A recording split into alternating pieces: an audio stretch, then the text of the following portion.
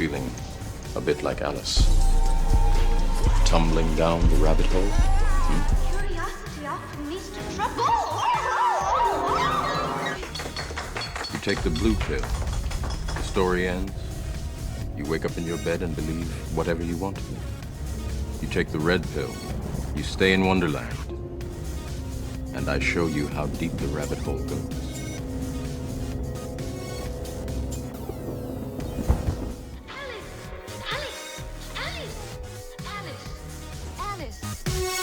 I'm awake. Are you? Let's go now to our new episode of The Unfiltered Rise with me, Heidi Love. Hello and welcome to another episode of Unfiltered Rise. And today I'm lucky enough to have with me Brennan. He has been on before and we are lucky to have him. Brennan, how are you doing tonight? I'm doing great, Heidi. Thanks for having me. So this little journey of yours, how did this start that you got so entangled with all of these things you're about to discuss with me? Well, a little bit about my background. So I'm not a scholar. I'm not a pastor. I've never been to seminary. Just a pretty normal graphic designer. I make shapes and colors for a living. But for some reason, the Lord just really ignited a passion for His word over the last couple of years. So I grew up in a Christian home, just a really typical evangelical Christian. Always just kind of was, oh, well, I'm going to church. I'm getting the word from the pastor. Like, that's enough. I grew up around it. Both my parents are believers. And for me, it was always just kind of, it was very religious. It was just like, this is what we do. This is who we are. This is how we've always operated. And then for most of us in the truth community, COVID really changed everything. Right? The thing that will never go away. I know I was in a place, even with my faith walk where I had just kind of put God almost at more of like an arm's distance. I was like, all right, God, you kind of sit over here and I pray every once in a while. I read when I can. And, life's going pretty good. Like, I got a wife, I got a business going. Like, I'm good to go. And, there was a piece of me, especially, in my early 20s, doing a lot of ministry, even, being on staff at a church, just real burnout from religion. And so there was not really a piece of me that wanted to like dive deep again. But COVID, man, just really, ruined my routines, ruined my comfortability. And, the more that I got into it, I was just like, man, this is so weird. Something about this just does not feel right. And so, like a lot of people, my first inclination was, okay, well, if I don't like these circumstances, I'll figure out how to vote my way out of it. Right. So, for the first time in my life, I was political. And I think a lot of people would say that coming out of, 2020 into the fall, as we're ramping up towards that presidential election, everyone's starting to say like, okay, well, the ballot box is really important now. And so, I was heavy on the Trump train. And, I was like, all right, if I can be conservative enough, if I can be Republican enough, like all of this is going to go away and my life is going to go back to normal. All right. And it was so far from the truth, right? Right. Little did we know. Yeah. I know. Little did I know that casting 2 weeks to vote, flatten the curve. Yeah. Oh my gosh. Yeah. And I pretty quickly saw through it. Like, I was like, okay, this is stupid. Like, this is a cold. Like, I never really, it's so strange. Like, I remember even the first like 2 weeks, like going into a grocery store and seeing people starting to wear masks and thinking this is really dumb. Like, and just feeling the immense amount of like peer pressure that went along with it. Oh my gosh. And, so it's like, none of us really understood the first month or two, like what was going on in its fullness. Right. So you can't blame churches for shutting down. You can't blame people for, shutting down their non-essential businesses, all this. Lucky for me, like, my business is all online based, so I wasn't affected at all. But man, it was just more and more clear leading into that fall that like something was really messed up. And, I fully felt like going in on November 2nd or whatever that, I don't even remember what day that was, cast my vote for Trump. And then about 1 a.m. I look at what's going on. I'm like, all right, we're good to go. It's going to be just fine. Yeah. And I wake up at, 8 o'clock and I'm like, nope, this is not right. This is This fishy. is not okay. Hit the So panic you just see button. that. Yeah. And at that point, I was like, okay, there is some really weird stuff going on. Mm-hmm. Yep. And I had one friend who kind of said, "Hey, have you heard of this Q thing?" And I was like, "What?" And so she sends me this link, and I start looking at it, and I'm just overwhelmed at first. But like, Right. a lot of people also, I'm like, this sounds pretty good. Like if this is Mm-hmm. true and all this stuff's going on behind the scenes and we got to get all this corruption out, like I'm on board with that. I would like that to Right. happen.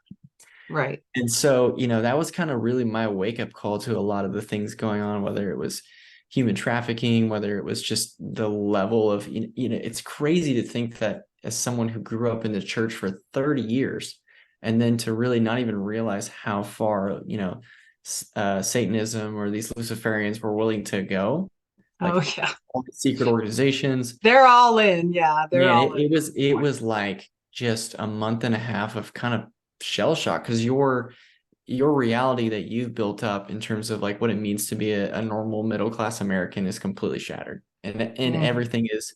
And I think at that point, like, leading up, it was like, okay, if I can vote the right way, I can go back to normal. And then I think after that, a lot of people realized there's never going to be normal again. Yeah. Like Yep. this changes everything. Whatever I was in 2019 is not coming It's back. never And happening so again. it's Yep. what do you do now? Yep. And thankfully for me, like having at least a little bit of faith background of an understanding of scripture, and I'm just so thankful to the Holy Spirit that like I started reading some of these Q posts, and I'm thinking to myself, I think I missed the rapture. Like this is so crazy. Like You're like, no, they left me. Don't I'm like, don't leave me, man. I'm like, okay, it's supposed to be this golden age again. Like, we're gonna have this really cool currency. Like everyone's gonna get Right. along. And I'm like, this sounds a lot like the millennial reign. And so I'm Mhm. sitting there and I'm like analyzing all these like, revelation charts, and I'm trying to figure out where we're at on the timeline. And I'm thinking that like a great awakening doesn't fit. And so, that's kind of when I said, okay, I've coasted on what I know in the Bible. I've coasted on it, but I Right. really need to know. I need to know what's in it now. And at that point, I mean, I remember I was sitting on this bench right back here. I'm sitting there and I'm praying. I'm saying, God, at this point, I do not care what I have to rip out. I don't care what's true and what's not true. I don't care whether it's something that I've, felt about religion my entire life. It's whatever it is, I will rip it out. I just want to know the truth. Mm-hmm. And so, maybe 2 days later, I see a YouTube video in my algorithm that's the Unseen or the Supernatural Conference by Dr. Michael Heiser. And that, man, rest in peace, Dr. Heiser, because that changed my life forever. And so the material that we're going to talk about now, just, this is kind of really the framework. And this gives us, especially for us in like the truth community, as we're sorting out, we're trying to use discernment in terms of like, what's true, what's more lies, what's, is this just, more targeted information to throw us off? Like, are they just, it gives you really good biblical guardrails to say, okay, does this fit into the biblical framework? Like, is this possible? Okay, yes or no. And then what do you keep and what do you throw out?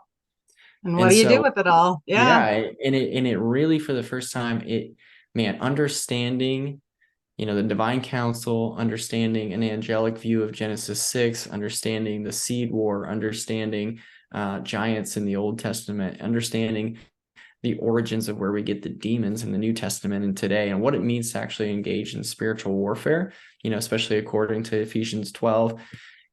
It's The church so lost crucial. that. The church lost Yeah. that. Before 2020, I would rather say you would very rarely, if ever, hear the word Nephilim. You would very rare. It was like oh, you're in that weird place over there. Like this is a weird tangent area. And then also deliverance. It was like also a weird tangent. Like, oh, you're one of those people. Like, okay, go watch The Exorcist again. I mean, it was like people didn't really get it. And I step back and go, wait a minute. Most of the Bible is about deliverance. What are you doing? Why are we throwing this out? I mean, I don't know. Yeah, I mean Yeah. it's crazy. It's if I can go back and count on, my hand in terms of, this, that check mark in terms of like thinking about, growing up even in my 20s, like I, had never experienced any or been around deliverance, like casting out demons. I didn't understand the origin of demons. If someone would have said, "What's a demon?" I would have been like, "I really don't know, but it's a bad guy in the Bible." You It's know, something you don't need. Yeah. You hope and you don't that people would have been don't like, have "Oh, well, that. where does that come from?" And I've been like, "Well, they're just it's kind of they hang around with Satan." Yeah. I mean, They're his buddies, yeah, you know. and especially like a lot of evangelical, like we're still very split in the North American church, even in terms of like gifts of the Spirit and what it means, not only from a negative side, spiritual, like witchcraft, demons, Nephilim, all this stuff, but even from a positive side, when you're talking about gifts of the Spirit, prophecy, word of knowledge, speaking in tongues, and so there's a really big, broad spiritual realm, and we're not taught how to engage in the warfare going on in that realm.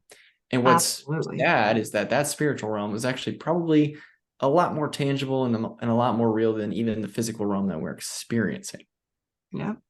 Well, because if you look at it and really apply it, like my first time of ever hearing about like demons, real, not like, I mean, of course I heard about demons, but not like diamond ions, like actual getting into like what is happening, was because I got really into Derek Prince. And it happened to be in 2020 because there were no churches. Like you said, I was on YouTube a lot, and I was looking to feed that hunger within me because I'd lost my daughter, not to death, but she estranged from me, and I was super sad. So I was trying to figure it out, just delving into the Bible, my journaling, all the things because of the world around us and my world within my own home. So I was like, help me, like, help me, please, And even though not all of his stuff is amazing, I really like him. He's passed away, but I know he can be really legalistic. People complain he's Protestant. I don't care what anyone is. Like, if they have a good word to share,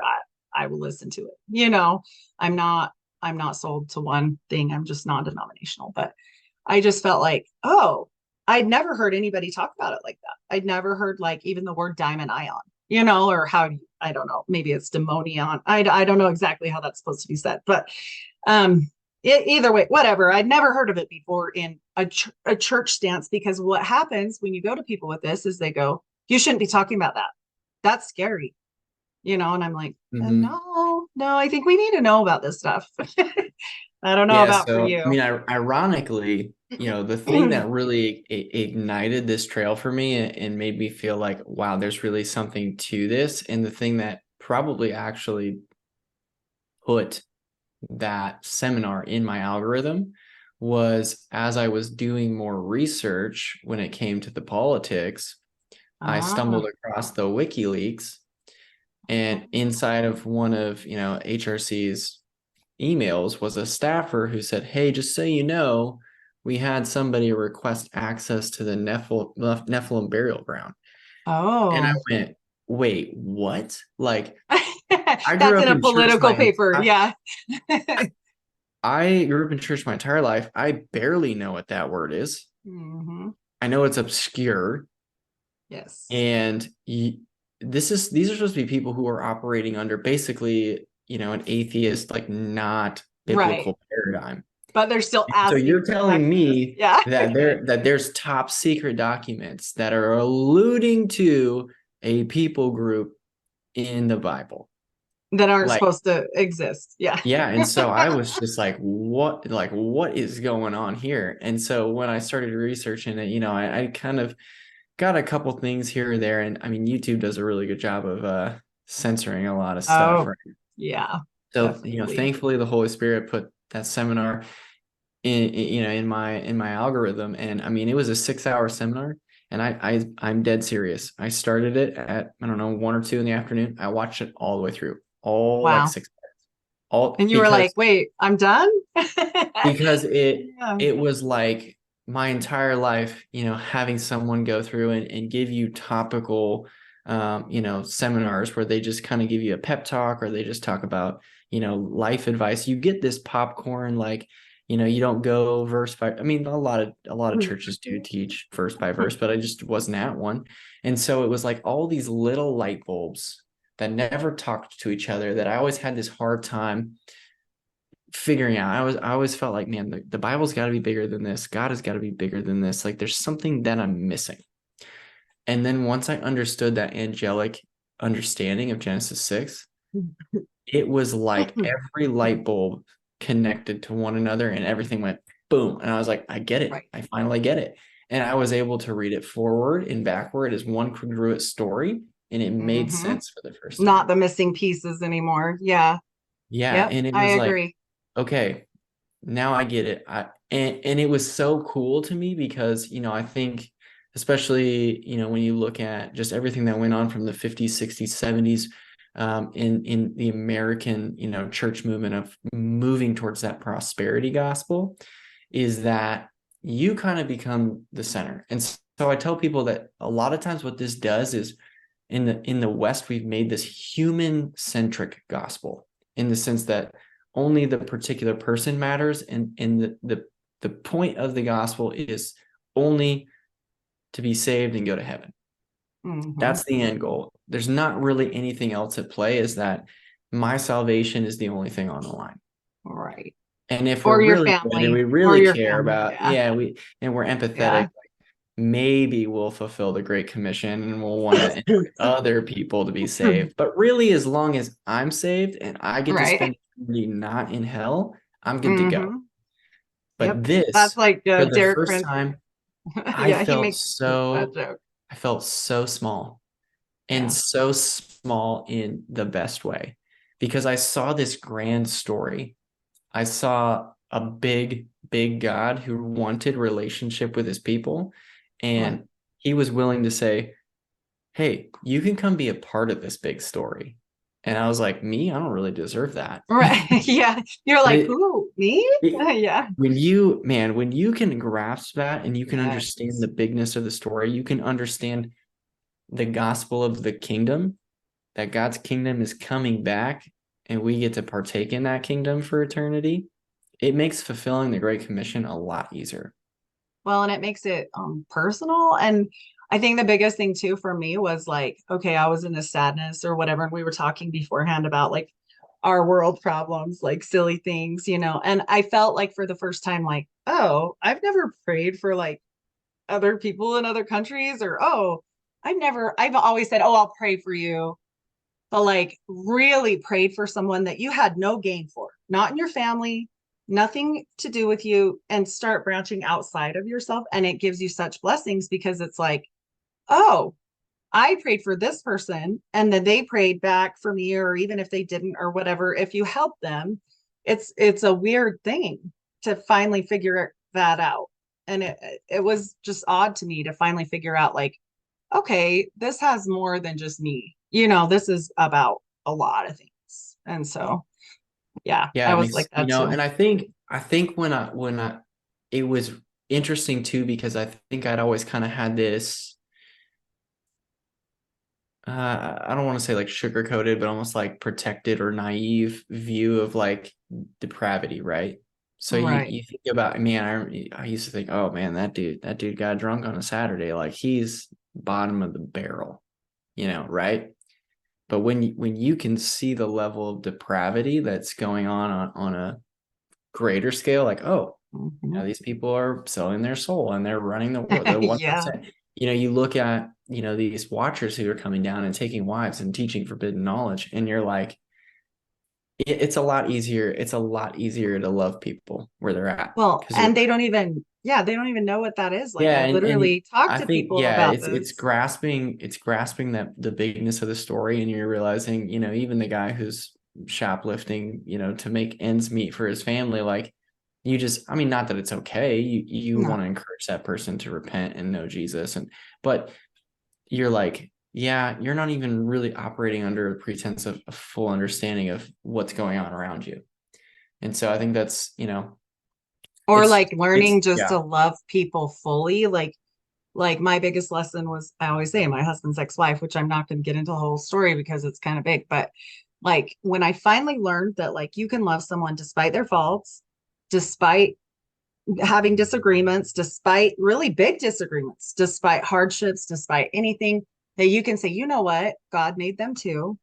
You're being kind of a jerk to yourself. Like, and even if she never changes, even if the person you're trying to go against or whatever is never going to change, if you change your heart toward them, then it can only help. It can only help the way you have an outlook for your fellow man. Like it's different now for me. I don't know. All right, so I got a question for you. I want to get your Yes. opinion on this, and this is something that I still haven't figured out for myself. I'll do my best. I feel like when you're presented with this information, when you say, "Hey, just so you know, when you read Genesis 6, and maybe we should just read that. We'll read that here. See if we can find it." All right, Genesis 6:4.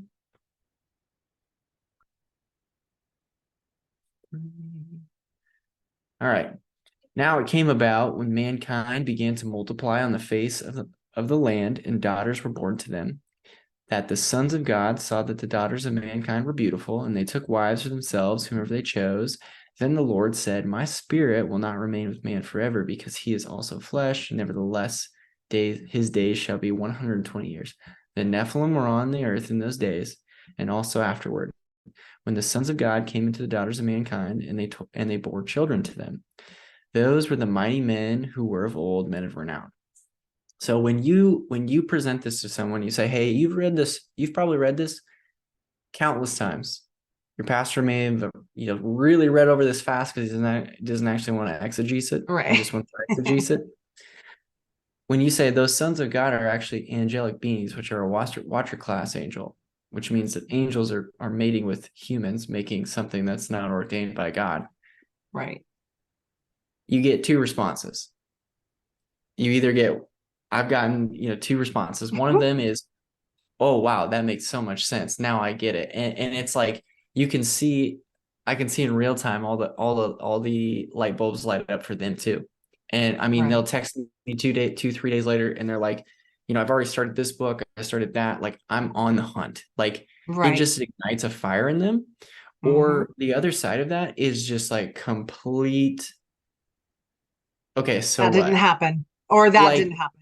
Yeah. Well, Or it's not it's even like a it's not fake, even like, so oh, that's much a story. denial. Yeah. But they just don't. They can't grasp it. They can't grasp the implications that it has for the entire scripture, along with the implications that it has for the life that they experience today.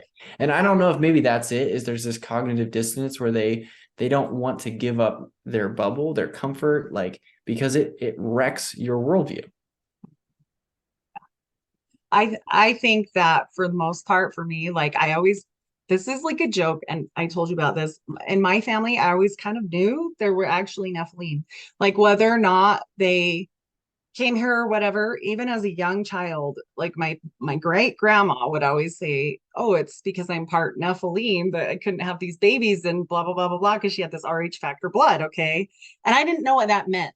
All right, I'm like this dumb little kid, and I'm like, yeah, okay, whatever that is. Like, I thought she meant like your ancestry or like somebody's name. Like, I really didn't know what that was. And even as I got older, and I did kind of understand, they were like, "Oh, it's angels. It's a good thing." Like, I had no idea that this was like the fallen or like anything like that, until I was like you one day and was like presented, I think it was probably Gary Wayne or, on Josh's show, that I probably heard about it. And I was like, what is this? And then just like ravaging through things, like you said, like going through, and it completely didn't wreck me completely, because I had that weird little introduction, like where I knew it was a thing, even if they were wrong. I kind of knew it was something, but like I had no idea of what it really was. And then when I found out, I was like, "Hey, quit joking around about, if you're joking, stop it." Like, and I don't know, if you're not joking, you're scaring me. So just stop, because like you, I was kind of wrecked. I was like, whoa, whoa, whoa, whoa, whoa. We don't need any more problems. Like, I don't know if that's true or not. Stop it. And I was always silently grateful that I had positive blood. I was like, nip me with that one. I don't know, but I mean, there's still speculation, and I get that. There's a lot of places where I speculate things, where I look into my family and speculate things, where I can see like they talk about how they look or whatever. And I was on a podcast and she's like, and they look like you. And I'm like, great. And so I was like, well, that's scary. And I was on another one where I was in a big group chat and I was explaining about how they had wide set eyes and all this stuff and a low bridge on their nose and blah, blah, blah, blah. And the guy goes, literally, she's describing herself. And I was like, cool. Okay. And so I was like, this is kind of freaking me out now because those guys are just jokesters. They were just being funny, you know? But yeah, at some level, you got to go, okay.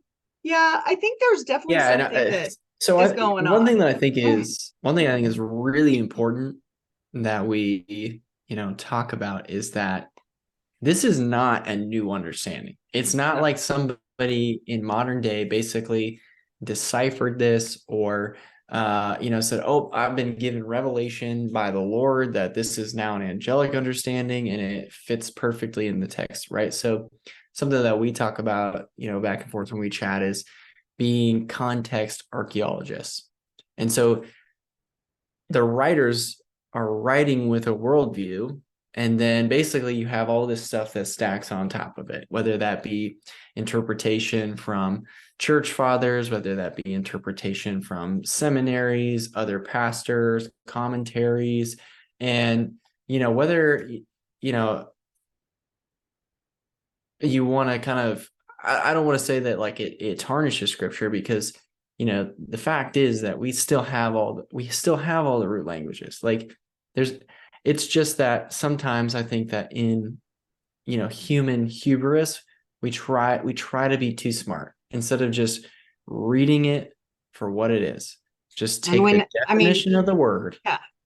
It's like, it makes you question things like how, and I know you're going to get into this, but like statues, buildings, mountains, like all these weird things. And then I was on top of it, like the next hole I went down was like orphan trains. Well, that was interesting little blip on humanity, 250,000 kids that nobody knew where their parents were or where they came from or why, and then just intermixed into the whole world right after it all changed with this, big world fair and stuff. And you just have to step back and go, okay, well, obviously something was going on, especially if not in speculation on the orphan trains, etc., the buildings, the gods, where did all this stuff come from and why is it the same everywhere? Like you can go to Greece, you can go to Rome, you can go to Paris, and there's stuff all over the place. So what's going on? Egypt, India, yep, all over.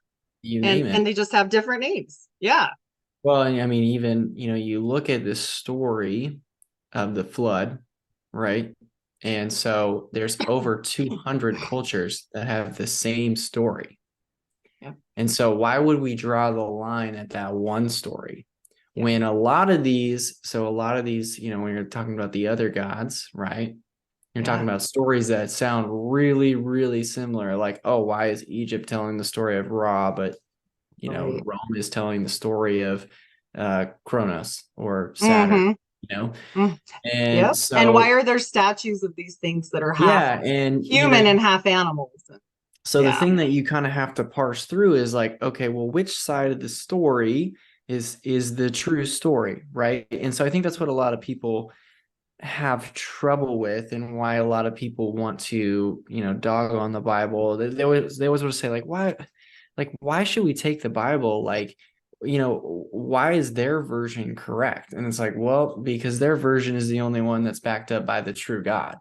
Mm-hmm. And, when you look in terms of the way that it's been preserved with manuscripts and, language, and I mean, even the fact that as we continue to find more archaeology, it just continues to be held up as true. Mm-hmm. And you see all this other stuff start to fall away, start to have internal contradiction.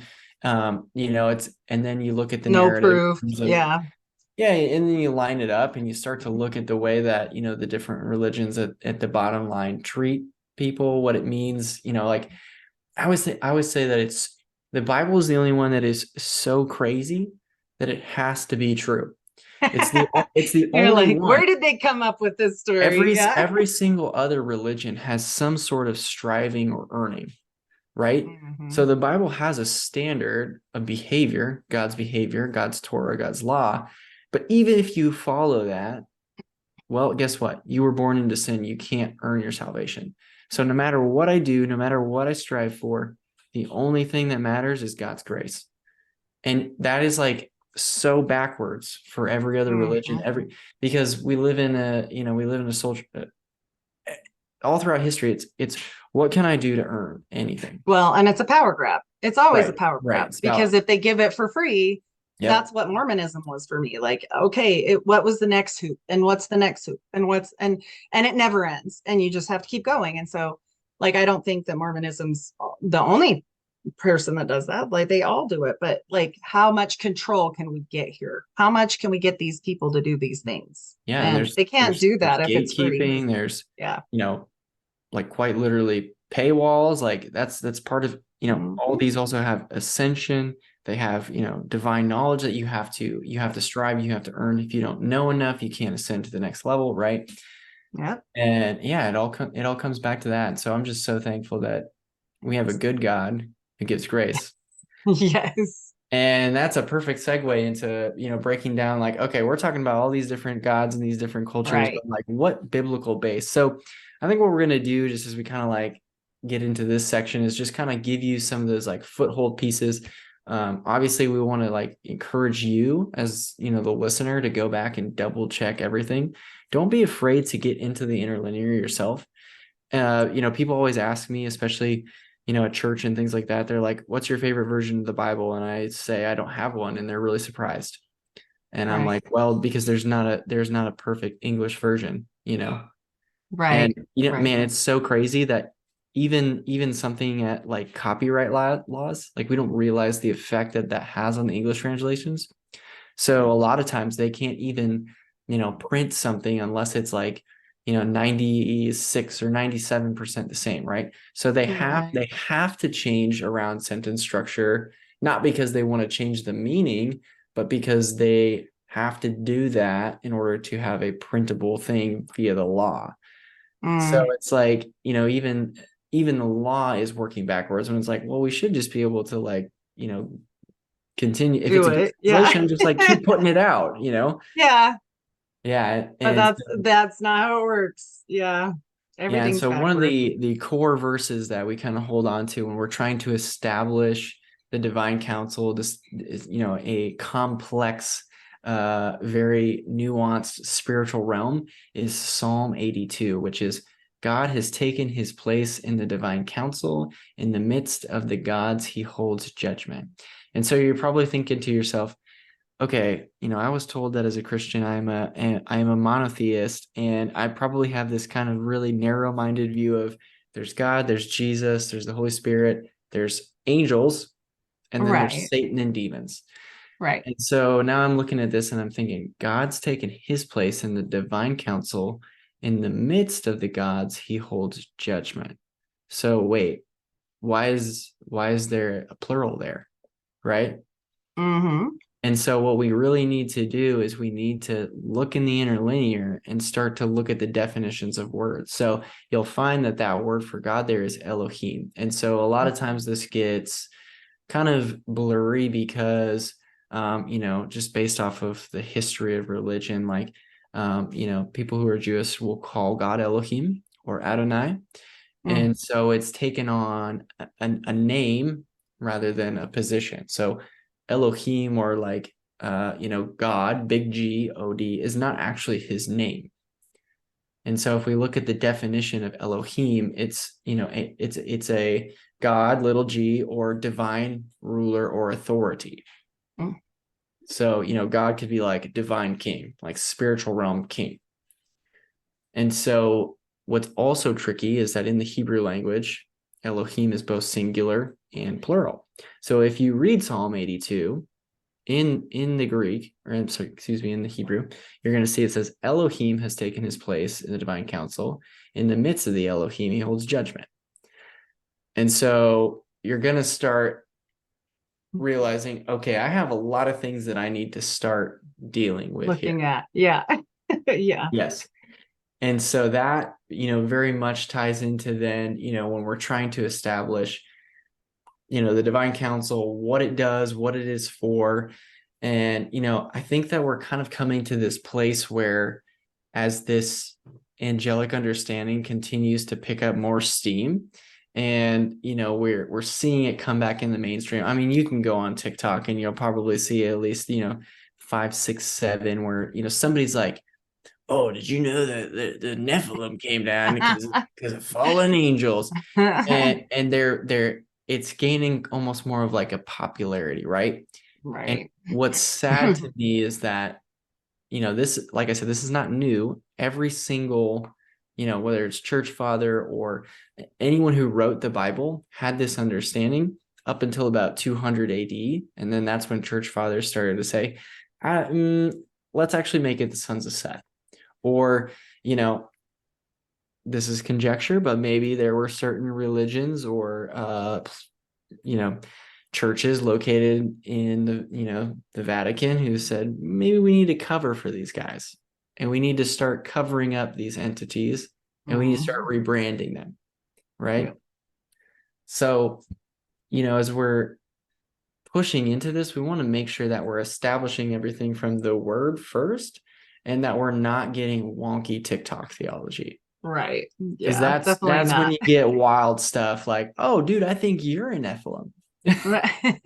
Well, I mean, and you're like, I don't think people are a Nephilim for sure, but you worry about the mixing of the blood because you never know. But I don't know. I think the biggest one for me is the orphan trains. That one gets me, but I'm like the incubator babies that came out of nowhere. I'm like, where did those come from? But but I definitely don't think anything is a pure Nephilim. Like, I don't think so. If they have any kind of way to sneak stuff into bloodlines or like the different Rh negative blood or whatever's happening, it's probably from them monkeying around, and nothing's pure. This is more more my opinion, but based off of, what I've studied through the scripture and the way that it basically kind of goes from like Nephilim to Rephaim, and then it's kind of more diluted down through, the giant tribes and things like that.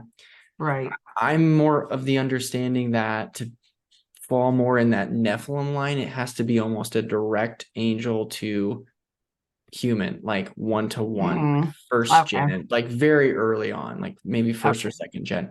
And so what's really interesting is if you know what a Punnett square is. Yeah, of course. Yeah. The genes. Yeah. So if you do a Punnett square and you take a, let's say, a woman would be XX and then a woman, a Nephilim would be SS. So the odds of the child being, XS would be like 100%. Right. Okay. But or that really interesting. Carrier. Yeah. And so you got to think about, okay, so you have, you have these sons of God, as we find. So if you want to do the word study, you want to figure out what B'nai Ha-Elohim is. You want to figure out, like, I understand we're talking about angels, not sons of Seth. Go to Job 1:6. You'll find B'nai Ha-Elohim. That's the same that we have, because Job's older. So then you're gonna be able to trace all that through to Genesis. And so you have these Watcher class angels that come, and then they're given a really, really harsh punishment. So they take wives because they're not supposed to have wives. They're already eternal. So this is this is what Jesus is talking about in the New Testament when he says, they're testing him and they're like, okay, well, whose wife is this in eternity? Oh yeah. He's like, well, none of them, because you're an eternal being. Like, you don't need, like, when you get your new body, you're supposed to be like the angels were. Like, they don't need to procreate. They don't need to, they're not temporary. They're of heaven. They're eternal. They're already spiritual beings. So they weren't intended to have wives. Right. So this is, when we've talked about this, the problem with this, and I think this is really important too for us to engage in culture with, a lot of people will say, okay, well, if God's a good God, why would he create demons? Like, that seems very contrarian, right? And now you're armed with the knowledge that no, God did not create demons, right? So They're a is a byproduct demon. of the problem. Yeah. The demon is a disembodied Nephilim spirit, according to Enoch, right? A bastard spirit, as translated in the Septuagint. Anytime you see demon, they opt for bastard spirit, which is really telling, right? Mm-hmm. So if that's a disembodied Nephilim spirit, if you look in Genesis 2, when God breathes into Adam, right? So he gives him the ruach, he gives him the spirit. So we are body, soul, spirit. And so that's a God ordained, like the Holy Spirit is that spirit that powers his soul. Mm-hmm. Now, if you take that earthly flesh and that spiritual flesh, you get what's called a counterfeit spirit. And so the problem with the giants is not that they're big, not that they have 6 fingers and toes, that they, have 2 rows of teeth. Like, that's cosmetic stuff. The problem is that they have a counterfeit, unordained spirit. That's neither heavenly nor earthly, because it's a mix of the two. Right. They're here against God's. They're here against the plan. They weren't supposed to happen, basically. Yes. Yep. Yep. Yeah. So, and that's where we were talking about, just kind of these wonky teachings around it is, and we've talked about this. I think that we need to start getting clear with how we're studying the Bible and really talking about this, not in a, in a way that's going to just like like we don't want to cause more drama. Like otherwise people aren't going to take us serious, for us. Like if we're trying to tell someone, okay, I'm looking at Ephesians 6, for we wrestle not with flesh and blood, but with powers, rulers, principalities. And I want to literally tell someone, like my wife and I were just in Greece, we're in Athens and we're walking around the Acropolis, and I'm looking at the architecture and I'm thinking, there's no way that humans could build this. You're looking at the architecture, of the pyramids in Egypt. Mm-hmm. And you're like, we literally can't build this today with our own tech. Mm-hmm. And we don't think that we had help. And right. So if we're just gonna go off the deep end and just start spouting stuff, like no one's gonna take us serious, when we're trying to say, no, there's a real spiritual battle. These are real fallen angels. Mm-hmm. This is a real thing. Yeah. And Enoch makes it very clear, it talks about how they all came down, they all took wives, and each of, the 200 of them basically had a job of what they taught humanity, whether it was warfare, makeup. I mean, there was even one that all they taught was how the clouds worked. Right. They said that was crazy. Like the junkiest knowledge, like to them, to the angels, it was like nothing. It was like garbage. Like they were like, here, you can have our garbage because you guys are so stupid. I know that sounds mean, but that's like really what it was. It's not anything that's like, to them, it's not this huge thing. Like to them, it's like, well, tell them about the makeup, I guess. I mean, it's just not that big a deal to them. It's not like they gave us these huge things, but for human beings, of course, it was huge because it's forbidden.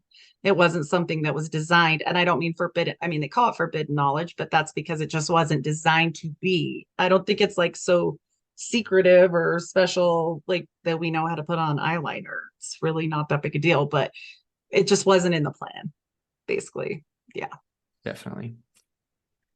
Yeah. And I think that's, for me, like some of the things that I hear that kind of make me, want to pound my head against the desk is like when people just, they always want to say, oh yeah, like God sent the flood because he had to wipe out all the giants and the Nephilim. And I'm like, no, if you would actually read Enoch and use basic comprehension skills, like Enoch 15 says, God told Enoch, go to Shemiyaza and tell him, hey, because you've done this, here's your punishment.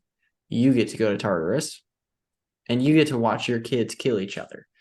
Yeah. So that's what we see as the giant cotomy in Greek mythology, right? So they have all these stories about, Clash of the Titans, like these wars. This is crazy. Yeah. Like when I started putting these pieces together, and I'm realizing, oh wow, they're just telling the biblical story from a perspective of their gods, right? Right.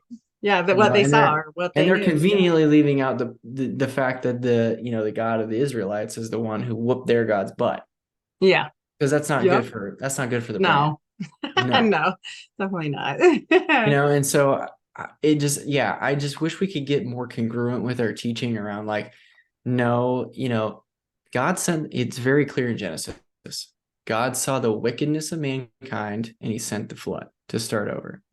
He took care of all the Nephilim, like for the most part. Genesis 6 says they were there before and after the flood. But for the most part, their punishment was that they would kill each other, clash the Titans. Right. They all kind of killed That each other he had off. to witness that. And There's it's not that they're yeah. gone anyways, because if you go back to the first teaching that we talked about, is they're eternal beings anyway. So it's not going to be gone. I do think some of their creations were wiped out because they were making weird beast human things like that shouldn't definitely be there, which we can see in Egypt. And I think that the flood more so was because man was so sinful, but also, yes, I do think that there were a lot of chimeras that were wiped out, because the Book of Giants, which was also, I wouldn't necessarily consider that super trustworthy, but it's interesting from a cultural perspective. The Book of Giants basically says that those same 200 watchers who took an oath to take wives also each had to find a bunch of animals and make chimeras, which is, and then you start thinking back through and you're like, oh, yep, that would be a centaur. That would be a minotaur. That would be a mermaid or a siren. Yeah. And you're like, this is making weird a ton creations. of sense. Yes. And that's why, because why else would they, where did the statues come from otherwise? Like, where did all this crap come from? Somebody's imagination, but it just happens to be the same everywhere. You know what I'm saying? I get this a lot. People, when I want to say like, hey, just so you know, Zeus is also Baal, is also, these are the same entities. Like these are like, is Ra, is, from Egypt. And they're like, no, everyone knows that that's mythology. That's fake. No. Well, if you talk to somebody from, Rome or Egypt or around that area, they teach it as history, not as mythology. So that's a Western view.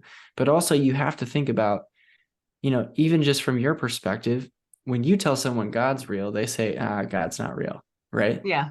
Prove it. Why would a secular archaeologist who on the one hand wants to prove that the God of the Bible doesn't exist, why would he want to bring more credit to it and say, oh, you know what? I think there actually was probably a real entity behind this that they were worshiping.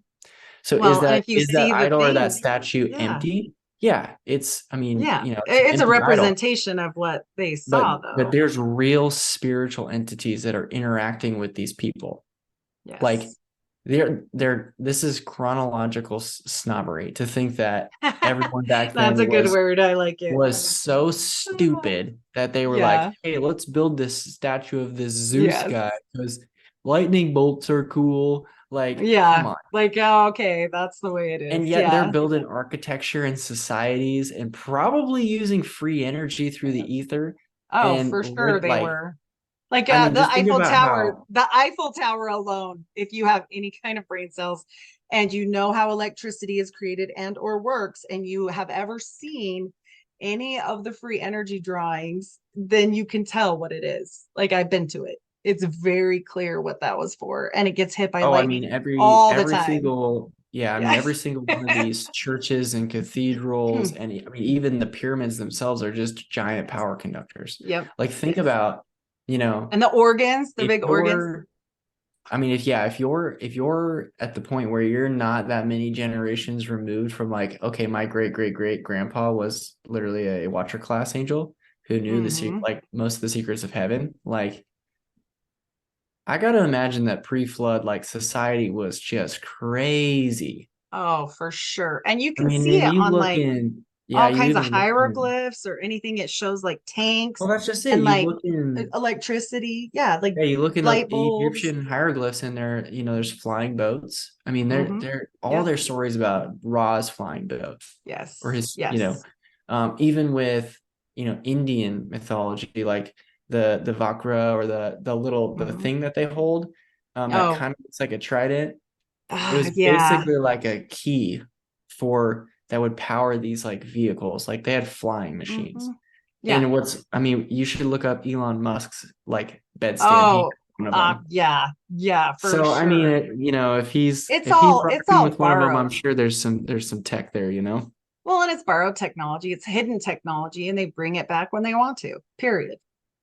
I mean, that's the way they do it.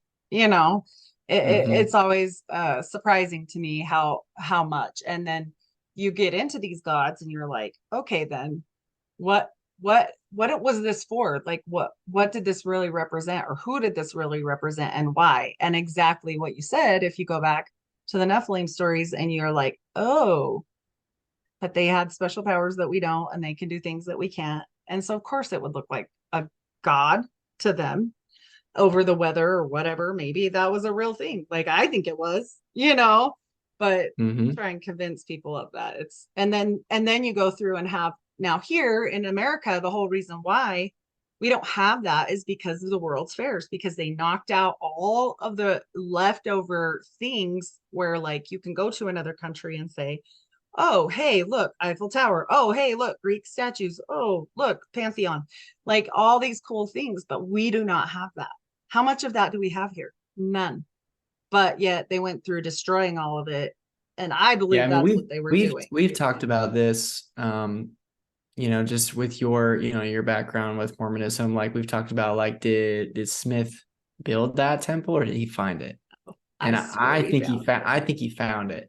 I Like, think he found it makes sense to me, as you study this out more and you understand well, the Brigham patterns, Young right? found it. Yeah, the next president. You see how basically look at the promised land, and basically after the Exodus, right? So God raises up Israel. He has this giant showdown, and it's cool Yes. that all 10 of these plagues basically line up with one of 10 of these Egyptian gods, right? Yes. Yeah. And the last, Which are let people know what they are, because me and you know, but maybe they don't know. So if oh you know. man, Oh, sorry. let's That was a see. bad one. I didn't have that I'm super like, fresh. sorry. Yeah. That was a spring on you. But or one example, I guess. I'm not Even. super well versed in the Egyptian gods, but I think like Geb, is he the frog one? I can't remember either. I'd have to look it But up. like, he blotted out the sun. Ra was like the sun god. That was their Right, patron, the sun god. right? Yes. Yep. Yep. So yeah, and I mean, so he brings Israel out of Egypt, and then he And the just kind kids. of Oh, I goes, know one. Like Moloch with the kids and the first kid dying. Like I don't know what the name is in Egyptian, but I'm sure there's a correlation one. So yep. yeah. Anyway, Um, sorry, derailed. I might be Anubis. So he Joshua starts basically wiping out these giant tribes. And so, you got to think about too. So if you look in like Leviticus 19, right, it basically outlines all the stuff that these tribes were doing: occult magic, incest, blood drinking. Like they were still very much interacting with all these demonic spirits and Yes. presence. Yeah, all the weird kid And sacrifice. so as Joshua is wiping these tribes out, you got to think that they start thinking, okay, well, that tribe went down, that tribe went down. Like, Yahweh's on the warpath. Like these Right. are normal sized humans, but like there's They're something taking going. down giants. Yeah. Yeah. So they start sailing towards South America and then working their way up through North America. And so it's interesting that you have all this architecture, like, the pyramids and everything, and then you see it move there. And then you're like, wait, how did they know to talk to each other? Like, why is their architecture the same? And they're killing kids too, like in Mexico and all that with their Yeah, and then we have all these, stuff, then we have all pyramids. these buildings here that match like this Roman architecture and you're like, why is that like in the middle of Utah? Or you're like, or there's And pictures that's of like why San Francisco where they find like it's completely the empty. fires, dirt all the roads. fires too, all the fires that happened after that, they were like, oh, there was a huge fire and it burned everything down. I'm like, Yeah. So okay. is it that there's all this leftover Nephilim architecture and they don't Because want Brigham you to Young know? came here, they're like escaping, right? And they get here and he's like, this is the place, even though what? It is uninhabitable, habitable, whatever. I don't know how to say that word, but it's not a good place to live. Okay. Now it is because we have all these things. Okay. But back then, like we got a big lake. It's full of salt, 5 times more salt in it than the ocean. Okay. There's these mountains. It's rugged terrain. There's deserts. It's not good. But yet he said, this is the place. Why? Because that building was already here. That's how I feel. Yeah. And part of this too is just having an understanding and a cultural, like you have to look at it you have to be able to look at the Bible as a whole in its cultural context, and then basically also kind of piece together with like etymology and things like that with words, right? So like in aim, like what's interesting, and I was, as I was studying this out, I was like, okay, why do we kind of see this, this gap from the Torah to more the Tanakh, where, and what I mean by that is the first 5 books of the Bible to basically the rest of, the minor prophets, major prophets, where you have a change in language around like the entities, right? So, they talk about Moses refers to them as the host of heaven in Deuteronomy, right?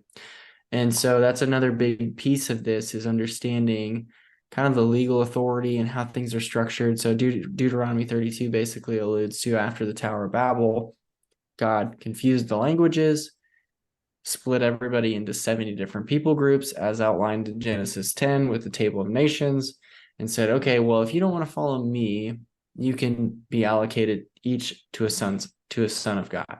So you get one council member over the top of you, and they kind of govern you. And so I'm going to take Israel. That's my birthright.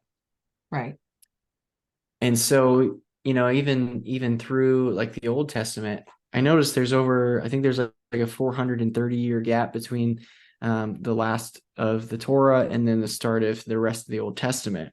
And so you're kind of wondering to yourself, okay, well, what's happening in those 430 years, right?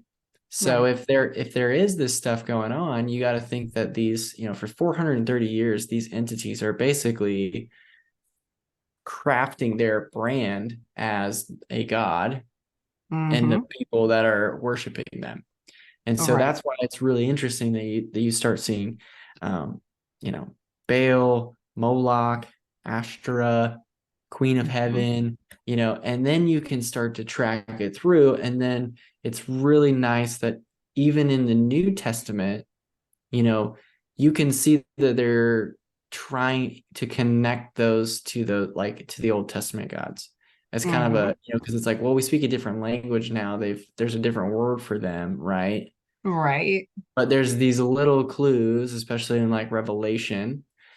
So, and you look at like Amos 5, where it says, did you bring me sacrifices and offerings 40 years in the wilderness, O house of Israel? You have taken along Succoth, your king, and Kaiwan, your star god.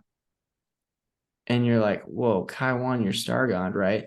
And then you start doing research into that, and you're like, if you research like Star of Kaiwan or Star of Remphan, and you're like, ooh, that looks really familiar, and that's really suspect, right? And you start doing the etymology on the word Kaiwan, and you start to realize, oh, is that Saturn? Is that Kronos? Because they're doing the same things. That's they're continuing to ask for the same type of worship, right? So they're continuing to say, oh, you got to give me your kids. You got to do this at the temple. You got to do that. And so you have the same connections when you're talking about Astra, Inanna, Aphrodite. It's just like, you they go down the line. You just have to put the blinders on and say like, nope, they're different. They don't exist, Yeah, exactly. Well, and why would they have the same name? Because it's not the same language. It doesn't make any sense that they would all call it the same thing when they don't speak the same way. Yeah, and I find it really, really interesting that, Moses warns the Israelites, and I think it's Deuteronomy 4, he says, do not worship the host of heaven, right? Yes. The stars, which host of heaven are always usually referred to as stars. Right. And, you and I, as people who stick to a biblical cosmology, we're like, yeah, that checks out. Like, those are celestial beings. Yes. Yeah. And so it's really interesting that all of the Roman gods are named after stars. Jupiter, Saturn, Orion, and you're like, oh, yeah, this is convenient. Oh, that's interesting. Well, if it quacks like a duck and it waddles like a duck, it might be a duck. And then I just have to sneak this in on Mormonism because you and I know that's my basic, but I think it's very interesting that someone that said that they heard from God himself, which was Joseph Smith, wore a Jupiter talisman. So that to me is fantastic, because what does it say we're not supposed to do? Worship other gods, little g. And I'm like, huh, well, I thought he already knew everything because he's talking to God. Why do you need that talisman? I Yeah, I mean, that mean, makes no sense. Yeah. it's pretty clear. I mean, even from from a secular scholarly standpoint, I think most would agree that there's a direct correlation between like Zeus and Jupiter, and then Baal, Baal the Yep. storm god, the cloud rider, right? Yes. Yep. And man, that's why I just love reading through like the Old Testament and even the New Testament and just And seeing finding God him just and like, go, oh, well, no, just seeing God just continue to dunk on him, just make him look yeah. like a complete fool. Like, I think about the story of Elijah, and you think about him calling down that pillar of fire, right? That's kind of like the Mhm. main thing everybody Yeah. thinks about. That's, Like, yeah. that's like he says, "Oh, where's your gods?" Like if he's here, he's going to call down fire. But what's even Right. more impressive that people don't pick up on is the beginning of that story where God goes to Elijah and he says, "Hey, go hang out here. There's going to be a raven that's going to bring you food for like 3 years because Right. actually it's not going to rain." Can you Because you're, imagine? Can you yeah. imagine how mad those people must have been at Oh their my gosh. storm god, their Yeah. It rain didn't god, work. that they can Yeah. for 3 years they brought the same sacrifices, the same, whatever they needed to do. Make it No rain. rain. And God's like, No nope, rain. No nope. soup for you. I mean, rain. Like, come on. Like, And then don't you find it interesting how they correlate with the Native American gods too, like here in America? Like, and I've always felt like, and no disrespect for Native American brothers or sisters, but I'm just like, I think you guys got led really astray, and you're really, really worshiping Gaia like so much that I'm like, probably should quit that now, because they get afflicted with things that we don't see as much in other people. And I'm like, you guys are so dedicated to this one thing, and I'm like, sometimes there's penalties for certain things, mhm. and then you see some that have left and live a different kind of life, and it's not the same for them. And Yeah. I mean, you can Well, do and what's really interesting nature is versus nurture, but when still.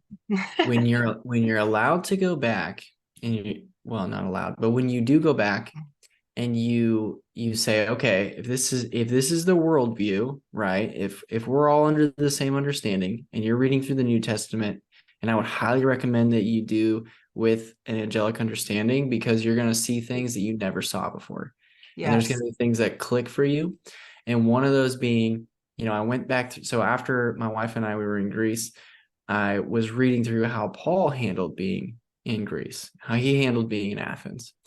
And what's interesting is, he could have, it's always interesting to see the way that the apostles approach conversations with other cultures who have other gods, Right. which is really, really interesting. Really. And I Yeah. think we can learn a lot, because what he comes and he says, hey, he could have said, oh, just so you guys know, your gods aren't real. Like, this, you're just worshiping marble, or, your gods suck. But what he does is he says, hey, you guys don't even realize all you're doing is worshiping this pantheon, but this is the way that the Lord works. He says, but you're not even realizing that this tribute you have right here to the unknown God, that's my God. That's the God of the Bible. Right. That's the Yes. best God. So Yes. And there's I think it's also like like, there were other cultures that were bringing in, they were bringing in Yahweh too. They were like covering their bases, right? mm-hmm. So even if you look at like Canaanite gods, like even the word Melchizedek, Yes. Melchizedek, No. like my Yes. king is Sedek. Like Sedek Yeah. is a Canaanite god, but most people are Right. like, oh well, if you do the study on it, like that's the God of the Bible, right? Mm-hmm. So, when you're talking about even just the Native American cultures, like, whether or not they're a lost tribe, maybe, probably, I wouldn't doubt it. Yeah. Who Who knows? knows? We don't know where those tribes are, Mm-mm. but like they have so many stories that are congruent, whether it's like the Sky Tower, or, they worship a creator. But like you said, I think that The rain god, there's just, like they yeah, know like certain things. they brought everybody. They were like, Yes. well, we're just going to cover our bases, Yeah. and we got the Yeah, they rain god, we definitely. got Gaia, we got Mother Earth, we got who is Queen of Babylon, like who is, Yeah. the initial like giant mother, right? Mm-hmm. And so when all these fuddy-duddy ladies want to say like Mother Earth is so great, like God is a I woman, know. like wow, dude, God is a you're woman. worshiping like the oven for giants. Like that's That's a crazy. lot. Yeah, that's so much. It's and you're just like, oh, and India kind of went that way as well. They kind of threw everything in the bucket. Like some of them you can see it more and some less, but like you definitely see it everywhere. Like I don't know anywhere where they don't have it. Even if you go to the most remote areas of remote, they will still tell you about gods. Yeah. I find that Yeah. interesting. Like And and Amazon. it's like there's just and they just have like but it's ironic too that they also had like I feel like they almost had like a better, more complete understanding of like how the spiritual realm worked and even how like life after death worked, right? So we Right. think that they're crazy. You think of like all the Egyptian lore where they're talking about, oh, they thought they were going to cross over and then they're going to be able to keep their kingdoms and all this stuff. Well, they didn't have this really poorly eisegeted view of the afterlife. Like Right. for us, we think it's, there's one bucket or the other. Like Yeah. you die, and if you knew Jesus, you go to heaven. If you didn't, you go to hell and you're in hellfire forever. And then you start to do the study on it and you start to realize, okay, well, there's a lot more to the story. And what is this thing called Sheol? What is this thing called Tartarus? What is Abraham's bosom? What do you Right. mean? What do you mean that the early apostles were being heavily persecuted because they kept persisting about the resurrection of the saints? Hmm. So, Well, for and them, and they had a better understanding of like, what how for our things worked after audience, you left this body. just in case they don't know, explain Tartarus Shield just like very quickly. I know we can't get into a whole thing on that, but just so people know what we're talking Right. about. So in the English language, if you're reading through your Bible and you see the word hell, it's probably because basically what we've done is taken the words Sheol and Tartarus and Gehenna and put those together. So anytime you see any of those three words, they use the one word hell, but in reality, those are all different. So Right. Sheol is a compartment that's in the center of the earth that you're basically, if you don't know the Lord, that's where you go and you wait for the white throne judgment. Mm. Tartarus is the abyss, the abuso. It's referenced in the Old Testament quite a bit. It's also referenced in Revelation. The beast comes out of the pit, right? Yep. And then Gehenna is the lake of fire. And Hmm. so that's where like it talks about the first death and the second death. Like we have to die the first death, but we don't have to die the second death. And so that's why when Jesus says, don't fear the one who can separate soul from body, but fear the one who Right. can separate soul from spirit. And then he Right. references Gehenna, which is the lake of fire. And so what he's Hmm. saying is at that second death, everything like the fallen angels, people who don't know Jesus, the Nephilim spirits, they're going to go into the lake of fire and they're done. And that's They're, why they're so terrified. Even the spirits that Jesus came up on, that he sent into the pig, and yeah. and they begged him, don't send us there. That's how scared they were, even them. And I mean, they shouldn't, Well, and that's they said, their boss. is Yeah. has your time come to judge Which us? it He was isn't. like, Yeah. not No. yet. Yes. And that's it.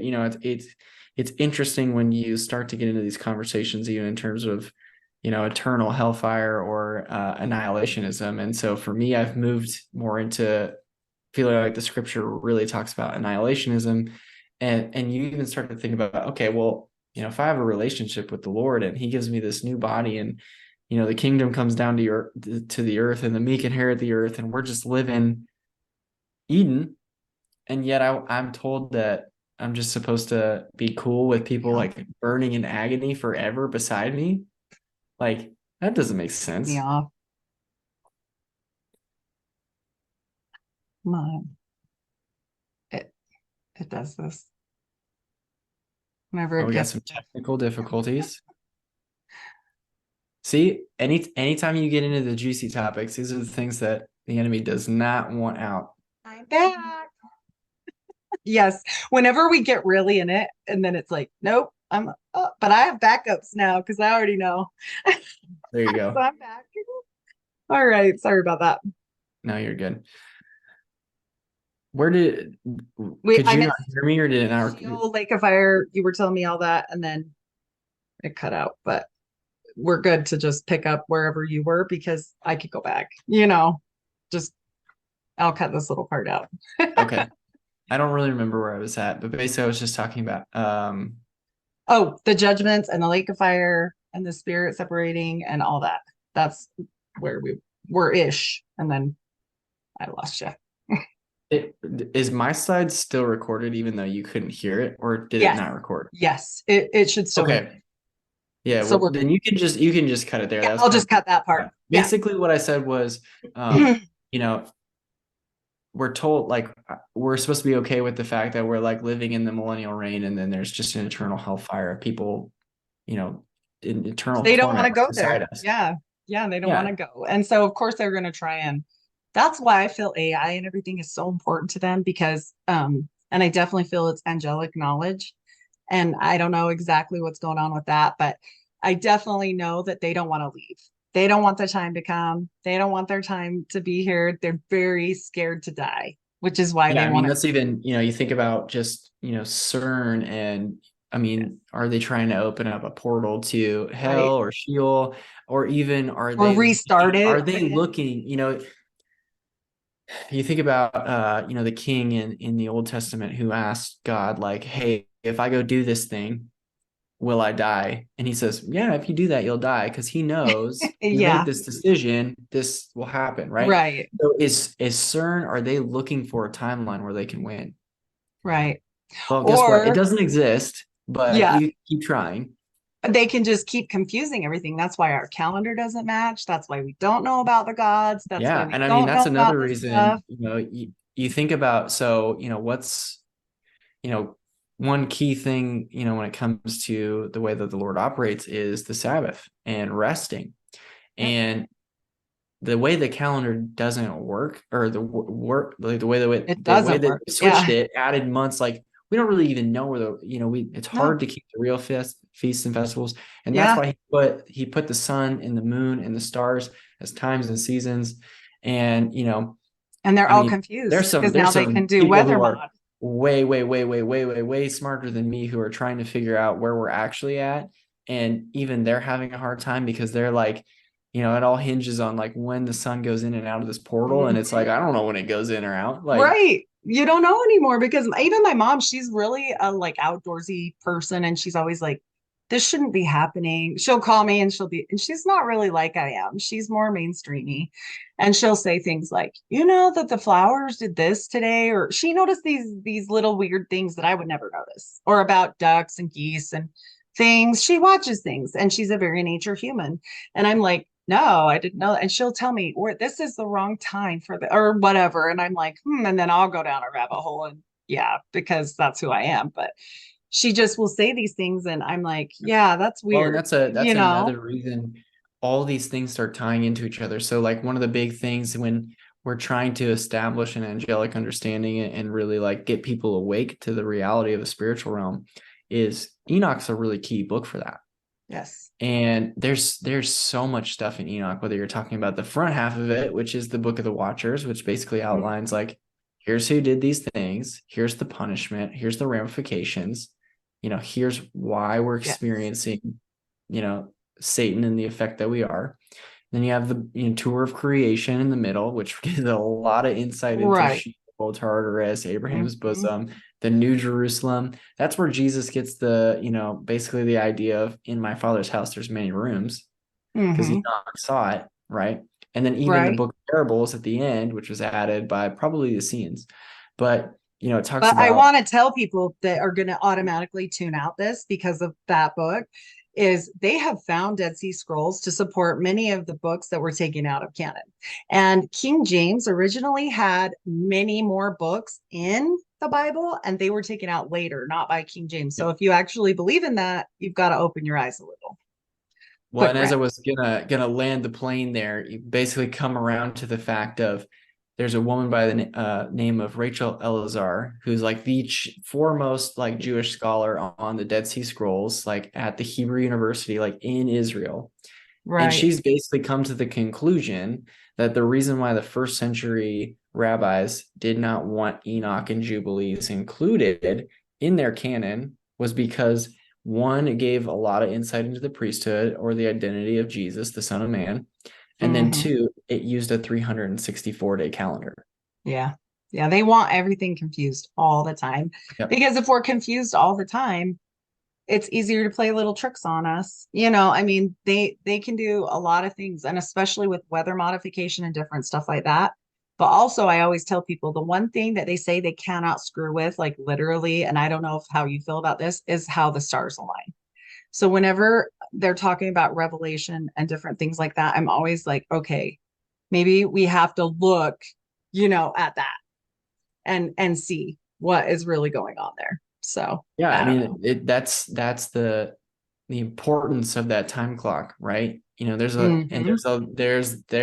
you have to draw that distinction between, okay, well, you know, how much of this is astrology and how much of it is, you know, God's ordained creation. And so it's confusing all the way around. So I have one quick question for you because we're getting close to the end.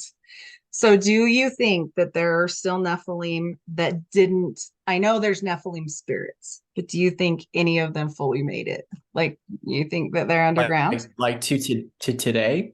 Yeah. Oh, not the spirits, because we know that's eternal. Not like that. Yeah. I'm so curious. Other than the two, who's the two in the Euphrates? There's two in the Euphrates or something, right? Well, those would be fallen angels. Okay.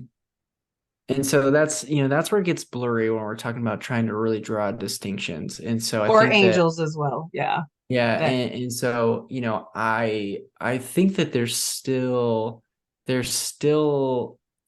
some level of like engagement with that, right? And so, you know, you have stories like the Kandahar giant, you know, coming out of Iraq. Oh, and, like, yeah, I forgot about that. Yeah.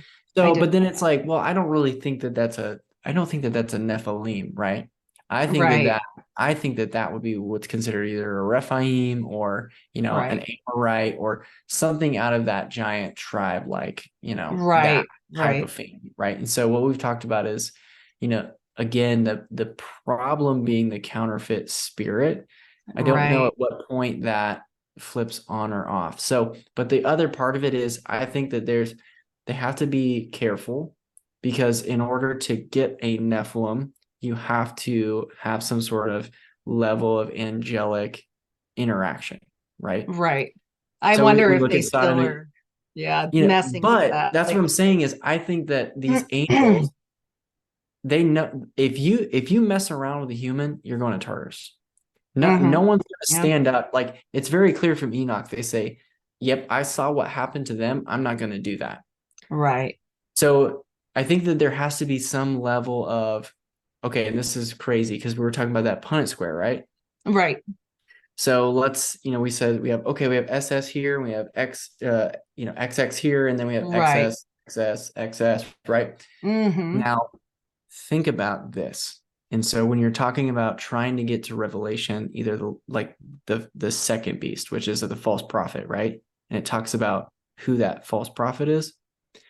If you take a first generation Nephilim, an XS, and you reverse breed it with that Nephilim mother, because you know, basically you still have all the DNA from your parents, right? Or from your kids. So genetically you carry your kid's DNA. So she's getting some type of angelic genetic code just by birthing a child. Right. So if you take that first gen son and you breed it back with the mom, there's a potential in a Punnett square that you could get angelic, like an SS. Like a real, a full. Yeah, that's true. And so you could backwards breed an angel without actually like that could potentially, and maybe that's why they're so obsessed with incest. Right. Like, you know? And so so there is a level of, I think that they have to be very careful with how they maintain their bloodlines, right? How wide they go with their bloodlines, and then also getting really creative with how they reverse engineer. Manipulate. Yeah. Yeah. Manipulate it. But That's I so don't think I wild. don't know that there's a legitimate like one-to-one Nephilim like we would have seen pre-flood. Right. Because to Right. me, that would be someone like Achilles or Hercules or these demigods that we see Right. from The the, demigods. the Yep. Greek culture. Yeah. And then the main, so for our audience, and last thing, and let's just skip off here because I know you got to go. On the branches, so that people are clear, because we're talking about a lot of things. I don't know them all. You probably can. I don't know. And I don't even know how big it goes. But for the most part, I know there's the seraphim, the Nephilim, the fallen, like actual angels, the giants, and then are they the not the cupids? Why am I thinking of Cupid? But why can't I think of their name? The name of that. Cherubim. Yeah. Cherubim. Yep. And which others are there? I So can't remember. at the angelic level, Yes. you have seraphim, cherubim. So most people think that where we get most of the watchers are seraphim, because if you look at the root word there, that seraph is like fiery serpent, Okay. dragon, right? Okay. So, and that's where we're going to do a part 2 with this. And We'll do another because but yeah. Yeah, if you think about that, so you have seraph, fiery serpent, dragon, reptilian, right? Dinosaurs. And that's why we come back here and we say this is the biblical guardrails. So when you're out and about and you're trying to truth seek and you got somebody saying, oh, that's a reptilian in a skin suit. Right. You have your biblical guardrails to say, is this somebody from the Galactic Federation who's coming to save us all? Right. Yeah. No. Or is this something that fits into the biblical paradigm? Right. And where can I base that? Right. Exactly. So you have seraphim, cherubim, Ophanim, which is mentioned in Enoch, 4 living creatures, which is the angel that holds up the throne. And there's one more. I should know this. I can't keep them by my own memory, like just memory alone. But I know they're scary and I think that there's proof of that because every time an angel sees a human, what's the first thing they say? Archangel. Do not be afraid. Yeah. Yes. So archangels would be that other one. Now, I don't know if watcher angel is a particular. I think that if you're an archangel, a cherubim, or a seraphim, I think you can be a son of God. Like I think you can sit on the council. I think this is probably, me trying to just sort it out in my head culturally, but I think about it kind of like Star Wars, like the Jedi Council, like how they all look different. Like, someone's from wherever, Klingons, like and you got a Yoda, like all you got stuff, a this, like, I don't know that they're all necessarily the same. Like I think that there can be archangels or cherubims, but they each just have different, distinctions or job. Like, so what they do. Then from there, one-to-one encounter with, a human, that would be a Nephilim. And then we're not really told like what the process is, whether that's just like through continued, more generations or like what the distinction is. But then there's definitely, you go from Nephilim to Rephaim. And then, if you're a Nephilim and you die, then your unclean spirit is a demon. Right. And then so from Rephaim, that's where you get kind of all the branches. And I think there's like 34 different tribes. Yeah, there's a lot on that. That's why I didn't go so that you far. got like you got the Zuzim, the Zanzumim, the Anakim, the Amorites, the Canaanites, that's why I didn't go that far down. And I just always bring this up because I think it's so interesting that so many humans have had contact with what I believe are fallen angels because, they talk about it with all these discoveries of not just Mormon religion. There's many. And John Dee didn't even have like a specific, he was religious. He loved God, but like he was very deceived. And most of them, even at their end days, even Crowley said, I thought AWAS was a good thing, with the book of the law and how it was channeled. And he said he was a liar and he was bad.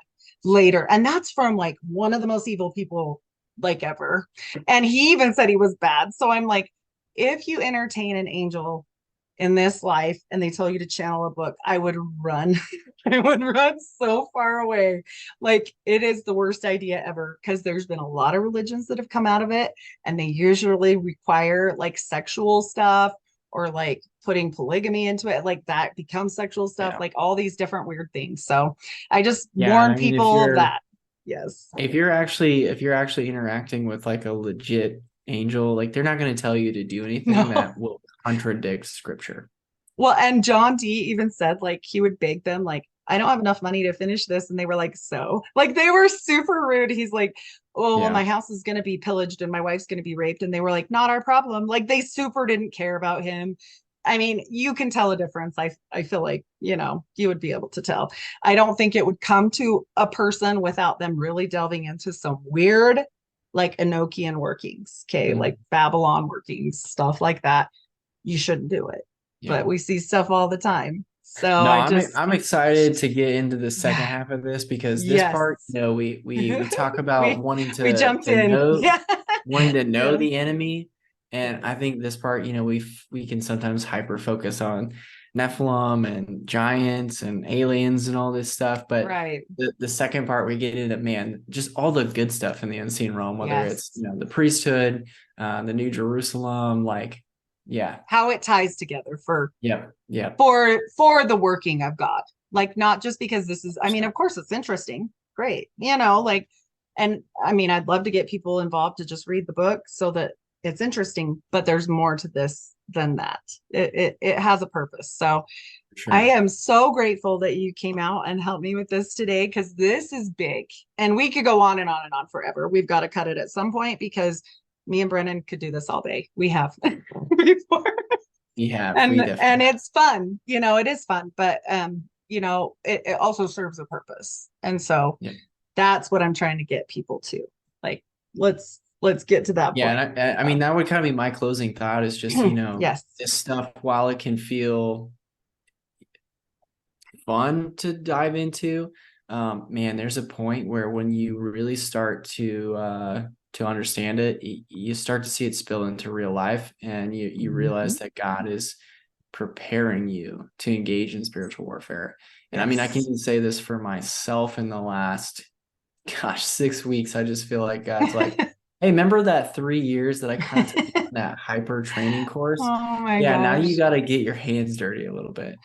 Come on, Brennan, jump in with me, right? Yeah, and I mean, Heidi, I know everything Yes. that you share about your testimony, your story, man, I would just encourage people too, with like, you know, Revelation 12 talks about basically, you know, the body of believers overcoming the enemy by the blood of the Lamb and the power of their testimony, the power of redemption. And, you know, scripture makes it very clear that, you know, Jesus died for your sin, he died for your transgression, and he died for your iniquity. He died for the things that we can't even control, and he can change all of that. So if you come from a family where you're like, man, you know, my family's been doing this for generations, or I feel trapped by the decisions I didn't even make. Or oaths that you took, bad things God, like I did. Jesus can break all those. He has authority all of those. Yes. I would say, make sure you find a church who can do deliverance, who can lead you into freedom, who can lead you into denouncing oaths. Study your Bible. There's nothing, and that's another thing. You know, Jesus says the only thing that is unforgivable is blasphemy against the Spirit, and he gives that response because he's prompted by the crowd after he's exorcised a Nephilim spirit, and they say, this dude must be an unclean spirit because he has authority over him. And he says, no, don't get it twisted. Right. Yep. We have to go back to what on earth he was doing here. And you have to remember one thing is, I think the two biggest things that he wanted us to get, like really get, was love one another and believe in me, like, and like, I'll take care of it. Like, the Bible isn't a reference tool. The Bible isn't a thought. These things were not just like, oh, why would all these people die for this? Even one upside down, I can't even imagine, crucified upside down. Paul could have gotten out of prison if he did the right thing and played by the rules or whatever. A lot of them could have escaped this stuff. Why would they give up their lives in such a gruesome manner, often spending time in prison, being killed, being martyred, all these things for that? Like that doesn't and even make sense. if you're in a boat where you feel like you're still wavering on like, do I even believe that Jesus was real, that this is, you know, maybe you do feel like there's two forces at play, but you don't understand, you know, maybe which one is the good one, or like what the basis of it, like dig into, you know, you'll find that Jesus is real. He was, scholars agree, he lived, Yep. he was a real person. Look into the Shroud of Turin, Yes. which is really awesome. And then look into things like the diary of, I can't remember what his name is, like Minzo or something like that. Like he was the Chinese emperor, like when Jesus was crucified. And basically he has a journal entry from where he says, day and night have switched spots. The sins of man are on one person. He died today. He doesn't even know who Jesus is. He doesn't know who that is. And his spirit inspired that journal entry. Yes. And then do you know what the Eastern we are Gate? so lucky. We are so lucky. We can get on a computer Yep. and do all the research we Yep. want, and people don't. Do you know what the Eastern Gate is? I don't know. So that's the gate that in Jerusalem that Jesus will come through. Okay. So basically, the powers at play there were so terrified that that was going to come true that they actually bricked up that entryway. You can't walk through it anymore. Wow. And they knew that Jesus my wouldn't gosh. go against the Torah. So they built a cemetery in front of it. Oh, wow. So if you're so scared of a guy who is dead, are you gonna Right. That's close a not, I gate mean, and he's build a gone. cemetery in front Yeah. of it? Right. He's No, gone, right? that Yeah. dude's No. not dead. Yeah. Yeah. They weren't worried at all, it sounds like. But like I said, I appreciate your time tonight. I appreciate everything you help people come to the Bible, help people understand what it is. And even if we don't have all the answers, like on bigger questions like angels and demons and different stuff, we're doing our best. Read the Bible, pray. Yeah, I mean, none of us have perfect theology. You're not going to find anyone you agree with 100%, and that's probably a good thing. A good thing. Yes, absolutely. All right, Brennan. Well, I appreciate you again, and I hope to get to do another one with you sometime. And stay tuned for part 2 on this one. But I mean, yes, see on part 2. All right. Thank you. All right. So what did you think? You like it? I like it.